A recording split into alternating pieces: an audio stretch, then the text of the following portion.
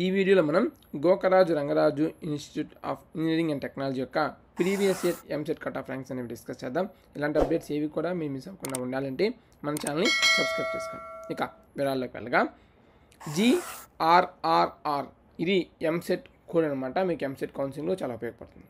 And college full name Gokaraju Rangaraju institute of engineering and technology బాచుపల్లిలో ఉంటుంది. Coeducation campus, private engineering college 1997లో establish చేశారు. Top 10 best engineering college in తెలంగాణలో ఈ college కూడా వన్ ఆఫ్ ది కాలేజ్ అనమాట.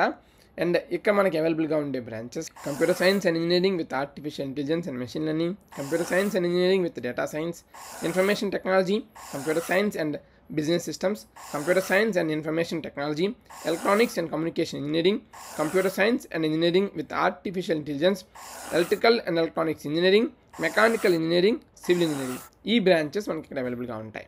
ఇక కట్ ఆఫ్ ర్యాంక్స్ విషయానికి వస్తే నేను మీకు ఒక స్క్రీన్ రికార్డింగ్ అనేది డిస్ప్లే చేస్తున్నాను. ఆ స్క్రీన్ రికార్డింగ్ చూసినట్లయితే మీకు ఒక క్లారిటీ వస్తుంది అనమాట. సో నేను ఎక్స్ప్లెయిన్ చేస్తాను.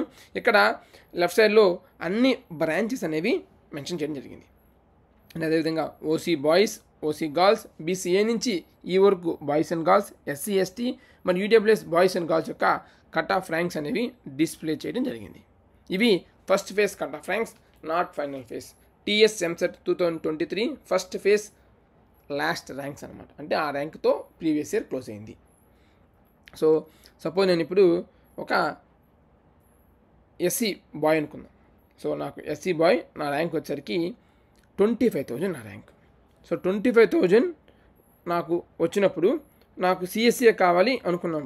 సో ఇక్కడ చూడండి నా కేటగిరీ ఎక్కడ ఉంది, ఎస్సీ బాయ్. ఇక్కడ ఎంత ఉంది, 22,000తో సిఎస్సీ క్లోజ్ అవుతుంది. సో రావటానికి ఛాన్సెస్ ఉన్నాయి, బట్ కష్టం. సో ఈ కాలేజ్తో పాటు వేరే కాలేజ్ని కూడా చూస్ చేసుకోవాలి. ఈ కాలేజ్ని కూడా ఆర్డర్లో పెట్టుకోవాలి. సో నాకు రాదులే అని వదిలేయకూడదు ఎప్పుడు కూడా. ఏమో మేబీ కట్ ఆఫ్ ర్యాంక్ అన్నా ఎవరు అప్లై చేయకపోతే మీకు ఇచ్చేస్తారేమో. మీ రిజర్వేషన్కి కొన్ని సీట్స్ అనేవి ఉంటాయి. ఆ సీట్స్ ఎవరు అప్లై చేయకపోతే మీకు ఇచ్చేస్తారు. 5,000తో క్లోజ్ అయినా, 10,000తో క్లోజ్ అయినా, 25,000తో క్లోజ్ అయినా, ఎలా క్లోజ్ అయినా సరే మంచి కాలేజ్ అన్నింటిని కూడా ఒక ఆర్డర్లో మీరు వెబ్ ఆప్షన్స్గా పెట్టుకోండి. అండ్ కానీ హోప్ పెట్టుకోవద్దు. ఖచ్చితంగా కాలేజ్ వస్తుందని హోప్ పెట్టుకోవద్దు. మంచి కాలేజ్ పెట్టుకుందాం. అండ్ అదేవిధంగా మీ ర్యాంక్ వచ్చే కాలేజ్ని కూడా యాడ్ చేసుకుని ఆ తర్వాత ఖచ్చితంగా ఈ కాలేజ్ నాకు వస్తుందని కూడా యాడ్ చేసుకోండి లాస్ట్లో. అప్పుడు మీకు పైన ఉన్న ఏ కాలేజ్ రాకపోతే లాస్ట్ కాలేజ్ మీకు అలాట్ అవుతుంది. సో మీకు ఏ కాలేజ్ సీట్ రాకపోవడం కన్నా ఏదో ఒక కాలేజ్ సీట్ రావడం ఒక మంచి ఆప్షన్. సెకండ్ ఫేజ్ కౌన్సిలింగ్ ఉంటే థర్డ్ ఫేజ్ కౌన్సిలింగ్లో కూడా మనం ఆ కాలేజ్ నుంచి బెటర్ కాలేజ్ ట్రై చేయొచ్చు. If in case better college ఏది రాలేదనుకోండి, ఈ కాలేజ్ ఉంటుంది.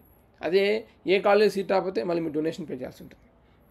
లేదా ఇంకొక ఆప్షన్, సో నేను చదివితే గోకరాజు రంగరాజులో చదవాలి, నా ర్యాంక్ 25,000 అనుకున్నప్పుడు ఇక్కడ చూడండి ఈ మొత్తం ఇది ఉంది కదా, ఈ సెలెక్ట్ చేసిన ర్యాంక్స్ అన్ని 22,000, 25,000కి సిఎస్ఎం వచ్చేస్తుంది. ఓకే, 35,000కి సిఎస్డి డ్యామ్ షూర్ పక్కా నీకు వచ్చేస్తుంది. సిఎస్డి పెట్టుకో.